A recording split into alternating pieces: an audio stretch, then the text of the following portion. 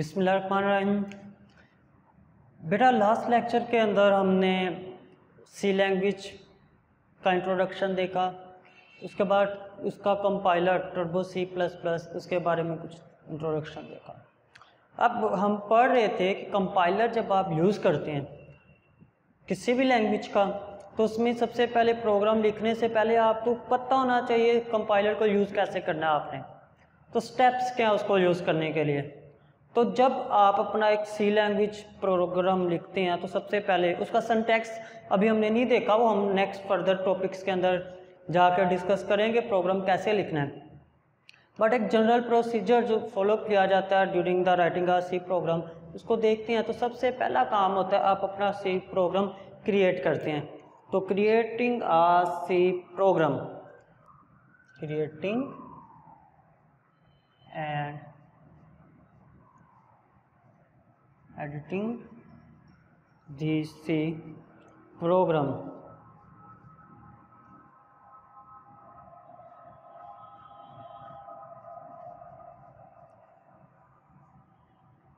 एक C language में लिखे गए प्रोग्राम में प्रोग्राम कैसे लिखना और उसको एडिट कैसे करना है। तो जब कभी आप अपना एक नया प्रोग्राम लिखना चाहते हैं तो आप क्या करते हैं, सबसे पहला काम तो ये है कि जब आपने टर्बो सी प्लस प्लस को यूज़ करना तो उसको इंस्टॉल करें अपने सिस्टम के अंदर, कंप्यूटर के अंदर software Turbo C plus plus download करें, उसको इंस्टॉल करें।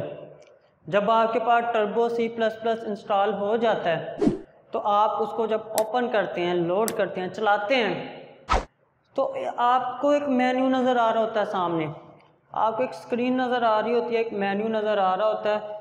उस मेन्यू में मुख्तलिफ ऑप्शंस होती हैं। For example if this is that screen, ये मेन्यू, ऊपर ऑप्शन आ रही होगी file, similarly edit, search, run,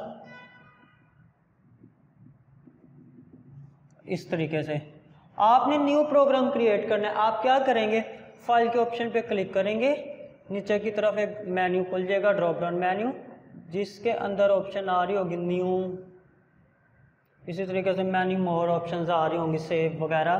तो आपने क्या करना है, न्यू के ऑप्शन पे क्लिक करना है। जब आप न्यू के ऑप्शन पे क्लिक करेंगे तो आपके पास एक विंडो खुल जाएगी, एडिट विंडो खुल जाएगी, जो कि एडिटेबल फॉर्म में होगी। तो हमारे पास एक विंडो आ जाएगी जिसके ऊपर आप अपना प्रोग्राम, ये फॉर एग्जांपल ये विंडो है, तो ये एडिटेबल विंडो है जिसके ऊपर आप अपना प्रोग्राम लिखना शुरू करते हैं। अब वो आपको पहले बताया कैसे लिखना है, अभी आपके ज़हन में सवाल आ रहा होगा, तो वो उसके सिंटैक्स के मुताबिक जो भी हमने सीखना है, सिंटैक्स क्या है, उसको लिखने का तरीका क्या है, तो उसके सिंटैक्स के मुताबिक हम यहाँ पर अपना प्रोग्राम लिखना शुरू कर देंगे। तो आप अपना प्रोग्राम क्रिएट करते हैं। सबसे पहले प्रोग्राम लिखते हैं।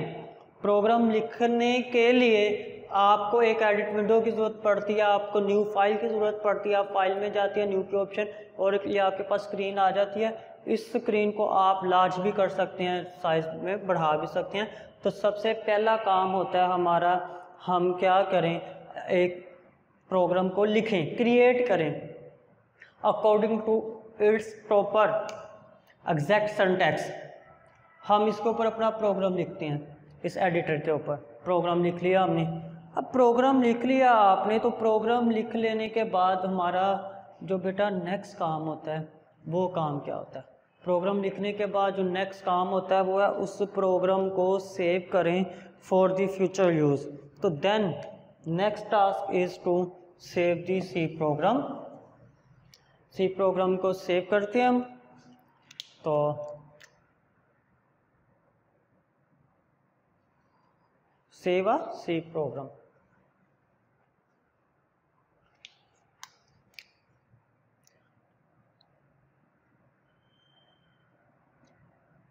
सी प्रोग्राम को सेव क्यों किया जाता है, या किसी भी प्रोग्राम को सेव क्यों किया जाता है, तो सेव करने का पर्पस होता है, आप जब प्रोग्राम लिख लेते हैं, आप उसको फ्यूचर में भी यूज़ करना चाह रहे हैं, तो फॉर द फ्यूचर यूज़ आप उसको सेव कर लेते हैं। Save mean permanent store programme on hard disk for the future use. Future के यूज़ के लिए आप उसको परमानेंट स्टोर करते हैं ऑन हार्ड डिस्क के ऊपर। अच्छा, प्रोग्राम स्टोर करने के लिए आप क्या करते हैं, आप फाइल में जाते हैं और वहाँ पर सेव की ऑप्शन आ रही होती है, आप उसको सिलेक्ट कर लेते हैं और शॉर्टकट की आप फाइल से सिलेक्ट करते हैं सेव और F2 की शॉर्टकट की को प्रेस भी कर सकते हैं। तो आप F2 की शॉर्टकट की यूज़ कर लें, अपना प्रोग्राम सेव कर लें। जब आप अपना प्रोग्राम सेव करते हैं तो हमारे पास डायलॉग बॉक्स आता है जो उसका नेम पूछ रहा होता है, आपने अपने प्रोग्राम को नाम देना होता है। हम जब नाम देते हैं, फॉर एग्जांपल मैं नाम देता हूँ माई, तो उसकी एक्सटेंशन आ जाती है .cpp। We know that .cpp is an extension of C++। हमें जो प्रोग्राम चाहिए हमारा .c एक्सटेंशन के साथ हम लिखते हैं और हमारी एक्सटेंशन .c होती है C प्रोग्राम की। But turbo C can compile CPP and CPP जो है वो ज़्यादा फीचर्स कंटेन करता है, बट हमारा जो फाइल है उसकी एक्सटेंशन होगी .c। तो .c एक्सटेंशन के साथ हम अपना प्रोग्राम सेव करते हैं, तो हम उसको नेम देते हैं। बट अगर आप उसको कोई नाम नहीं देते, उसको नाम नहीं देते तो कंपाइलर उसको खुद नेम देता है और वो नेम देता है लाइक दिस। फर्स्ट प्रोग्राम को no name 00.c, no name 01 इस तरह से देना शुरू कर देगा हमारे कंप्यूटर प्रोग्राम को नेम। ठीक है, बाय डिफ़ॉल्ट जो हमारे प्रोग्राम सेव हो रहा होता है, ये जाके सेव हो रहा होता है बिन फाइल में, बिन फोल्डर में। आपने अपना प्रोग्राम सेव करना है for future use, hard drive के ऊपर सेव कर लिया जाता है फॉर दी फ्यूचर यूज़। तो सबसे पहला काम हमने देखा, आपने अपना प्रोग्राम लिखना है, क्रिएट करना है। उसके लिए आपको एक एडिट विंडो की ज़रूरत होती है जो आप फाइल के ऑप्शन से जाके ले लेते हैं। उसके बाद आपने क्या करना है, अपने प्रोग्राम को जब लिख लिया है तो अपने प्रोग्राम को सेव करना है। जो हमारे पास एक प्रोग्राम फाइल बन चुकी है C लैंग्वेज की, उसको कहते हैं, एक्सटेंशन होती है .c, और उसके बाद उसको नेम दे के आप जब सेव कर लेते हैं तो सेव करने के बाद नेक्स्ट काम है compiling.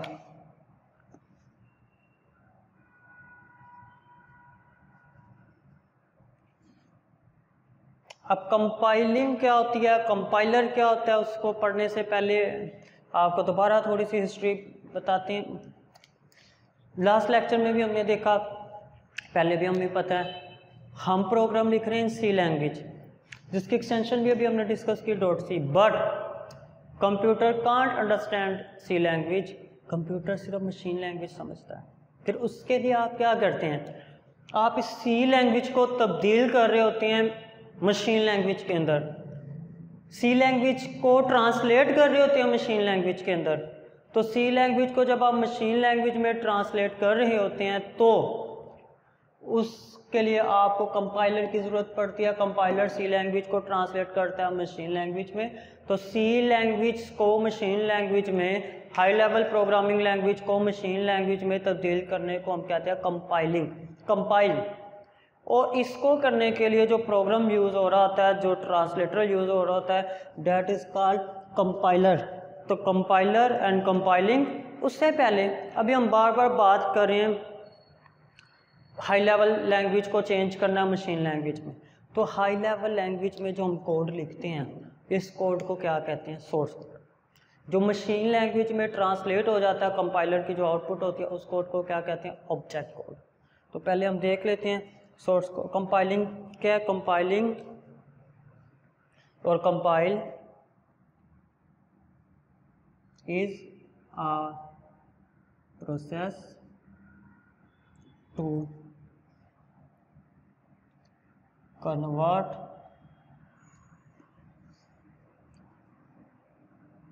source code into object code. तो सोर्स कोड को ऑब्जेक्ट कोड में चेंज करना। अब सोर्स कोड क्या होता है एंड ऑब्जेक्ट कोड क्या होता है, उसको डिस्कस कर लेते हैं।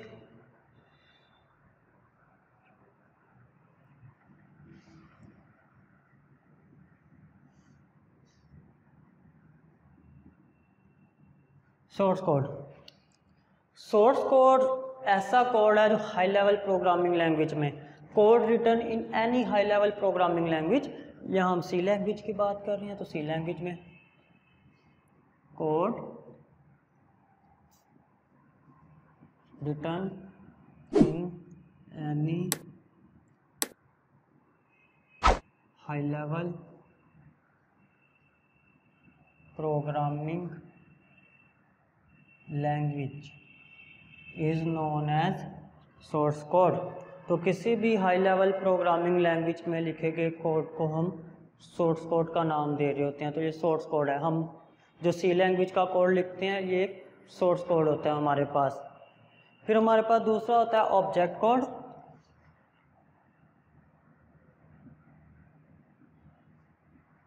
ऑब्जेक्ट कोड क्या होता है? कोड जो आउटपुट होती है कंपाइलर की, कंपाइलर की आउटपुट एक मशीन कोड होता है।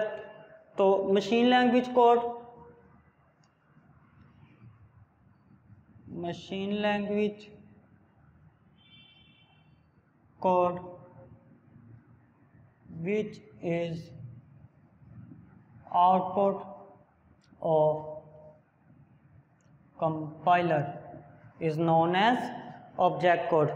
मशीन लैंग्वेज का कोड जो कि कंपाइलर की आउटपुट होती है उसको हम कहते हैं हमारे पास ऑब्जेक्ट कोड है। तो source code and object code दोनों में पता चल गया। तो कंपाइलिंग से मुराद सोर्स कोड को मीन हाई लेवल लैंग्वेज के कोड को चेंज करना ऑब्जेक्ट कोड में। Now one another thing is compiler. Compiler क्या होता है student? Compiler is a program. Compiler एक ऐसा प्रोग्राम है जो कि हमारा जो सोर्स कोड है उसको चेंज कर रहा होता है ऑब्जेक्ट कोड में। कंपाइलर इज अ प्रोग्राम और ट्रांसलेटर यूज टू ट्रांसलेट और convert source code into object code. Source code को ऑब्जेक्ट कोड में चेंज करता है। कंपाइलर का काम ये होता है, जो सोर्स कोड को ऑब्जेक्ट कोड में यूज़ करने के लिए यूज़ होता है, और इसको करने के लिए, कंपाइल करने के लिए जो हम शॉर्टकट की यूज़ करते हैं डैट इज़ Alt + F9। इसका मतलब आप Alt और F9 की को एक साथ प्रेस करते हैं और यहाँ फिर कंपाइल, यहाँ पर मेन्यू में हमारे आ रहा होगा, आप वहाँ से भी उसको सिलेक्ट कर सकते हैं। तो हम कंपाइल कर लेते हैं। जब आप कंपाइल कर लेते हैं तो हमारी जो सी लैंग्वेज मीन सोर्स कोड है वो ऑब्जेक्ट कोड में चेंज हो जाता है। और हमें पता है अगर हम यहाँ पर आए सोर्स कोड की बात करें तो जो सोर्स कोड हमने लिखा था यहाँ पर क्रिएट किया था उसकी जो फाइल बनी थी उसकी एक्सटेंशन थी .c। जब हमने उसको सेव किया तो .c फाइल, तो हमारे पास जो .c फाइल थी सोर्स कोड की, अब वो एक नई फाइल बन चुकी है ऑब्जेक्ट, और उसकी एक्सटेंशन होती है .obj। तो .obj, तो ये भी आपने MCQs में याद रखना है। आपको MCQs आ जाते हैं इस टॉपिक में से।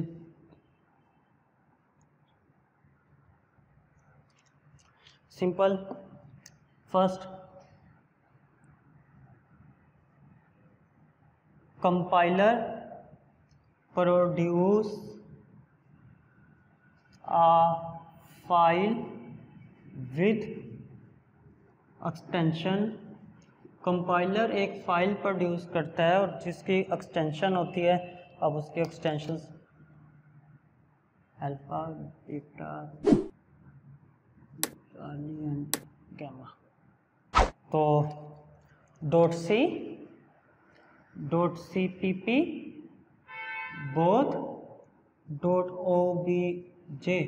तो अब बच्चे कंफ्यूज हो जाते हैं बिकॉज शुरू में हमने बात की टर्बो C++ एक ऐसा कंपाइलर है जो सी और C++ दोनों को कंपाइल कर सकता है। बट अब यहाँ पर कंपाइलर का पूछा जा रहा है। कंपाइलर एक ऐसी फाइल प्रोड्यूस करता है जिसकी एक्सटेंशन क्या होती है, तो कंपाइलर की जो इनपुट होती है वो एक सोर्स फाइल होती है .c ये। बट जब वो आउटपुट देता है तो उसकी जो आउटपुट होती है वो ऑब्जेक्ट फाइल होती है, और जो ऑब्जेक्ट फाइल होती है उस ऑब्जेक्ट फाइल की जो एक्सटेंशन होती है वो होती है .obj। तो इसका करेक्ट आंसर होगा ऑब्जेक्ट फाइल। तो compiler produce a file with extension, तो ये इसके वाले MCQs के मुताबिक ये आंसर है। बट अगर इसको थोड़ा सा हम चेंज कर दें, इस MCQs को हम ये कर देते, compiler take input a file with extension, ये ना प्रोड्यूस फाइल मीन आउटपुट पैदा कर रहा है, हम कर लेते compiler takes input a file with extension. Compiler input लेता है एक फाइल और उस फाइल की एक्सटेंशन क्या होती है, तो क्या होता है जी, फिर हम .c, उसमें भी आपने बोथ में नहीं जाना, क्योंकि जो कंपाइलर इधर की हम बात कर रहे हैं फॉर सी लैंग्वेज, यहाँ पर कंपाइलर के बजाय टर्बो C++ अगर आ जाता, टर्बो C++, तो वो वैसे कंपाइलर सी लैंग्वेज हम स्पेसिफिक करें, कंपाइलर ये भी इनपुट ले लेगा, ये भी ले लेगा, तो टर्बो C++ भी दोनों इनपुट ले लेगा। तो turbo C++ compiler take input a file with extension या कंपाइलर, तो अगर ये दोनों ऑप्शन हैं तो बोथ, अगर कोई एक है इनमें से हम वो कर लेंगे। अगर सिर्फ सी लैंग्वेज का नाम साथ में लगा दिया जाए तो फिर सिर्फ सी। तो ये MCQs इस तरह से आ जाते हैं, मोस्टली सिंपल ही आते हैं, इतने कॉम्प्लेक्स नहीं होते, स्टेटमेंट क्लियर समझ आ रही होती है। यहाँ ये आ जाता है output of the compiler is a file, या ऑब्जेक्ट फाइल की जो एक्सटेंशन है उसकी क्या होती है .obj। यहाँ पे ये आ जाता है turbo C++ can compile C language C++ यहाँ file with the extension of .c और CPP। उसके अलावा शॉर्टकट की आपने याद रखनी है, सेव करने की जो शॉर्टकट की F2 इज़ द शॉर्टकट की टू सेव अ प्रोग्राम। फिर हम लास्ट में जब जाएंगे ना, इसको दोबारा रिवाइज करेंगे with the help of diagram. आपको समझ आ रही होगी ये स्टेप जो हम पढ़ रहे हैं, एक डायग्राम से समझेंगे। सेव करते हैं, पहले क्रिएट करते हैं तो फाइल की क्या एक्सटेंशन होती है, सेव करते हैं, फिर कंपाइल करते हैं क्या एक्सटेंशन बन जाती है, उसके बाद लिंकिंग करते हैं क्या एक्सटेंशन बन जाती है, कौन सी फाइल आ जाती है हमारे पास, फिर रन करते हैं तो कौन सी फाइल एग्जीक्यूट होती है, कैसे होते हैं, तो इसको स्टेप बाय स्टेप हम डिस्कस करेंगे। तो आज का जो हमारा टॉपिक था मैं थोड़ा सा दोबारा रिवाइज कर दूं। हमने देखा क्रिएट किया, प्रोग्राम क्रिएट करना है, सबसे पहले कंपाइलर इंस्टॉल करना है, कंपाइलर इंस्टॉल किया, कंपाइलर को चलाया, चलाने के बाद फाइल के ऑप्शन में गए, न्यू के ऑप्शन में गए। जब फाइल के ऑप्शन में जाके न्यू के ऑप्शन में किया तो एक एडिट स्क्रीन आ गई, आपने प्रॉपर सिंटैक्स के मुताबिक अपना एक प्रोग्राम लिख दिया उसके ऊपर। जब आपने प्रोग्राम लिख दिया तो उसके बाद नेक्स्ट काम है प्रोग्राम को सेव करना। प्रोग्राम को सेव किया हमने, फाइल का नेम लिखा विद एक्सटेंशन .c, शॉर्टकट की यूज़ की F2, या फिर फाइल में जाके सेव आपने सेव किया। सेव किया मीन आपने उसको परमानेंटली उस प्रोग्राम को स्टोर किया हार्ड ड्राइव के ऊपर फॉर दी फ्यूचर यूज़। तो फ्यूचर यूज़ के लिए आपने इसको हार्ड ड्राइव पे सेव कर लिया। फिर जो हमारे पास फाइल बनी वो हाई लेवल प्रोग्रामिंग लैंग्वेज एक सोर्स कोड थी, आपने उसको चेंज किया in object code. Machine language code में कंपाइलिंग एक प्रोसेस है जिसके ज़रिए जो प्रोग्राम यूज़ होता है कंपाइलर कहलाता है, और सोर्स कोड जो कि हाई लेवल प्रोग्रामिंग लैंग्वेज में लिखा है ऑब्जेक्ट कोड में चेंज हुआ, शॉर्टकट की Alt+F9। तो ये हमारे अभी नेक्स्ट स्टेप जो रह गए हैं, linking, loading, execute the program and with the help of flow diagram, हम इसको समझेंगे अपने नेक्स्ट लेक्चर के अंदर। फिर हमारे पूरा कंपाइलर के स्टेप कंप्लीट हो जाएंगे। नेक्स्ट लेक्चर तक के लिए टेक केयर, अल्लाह हाफिज़।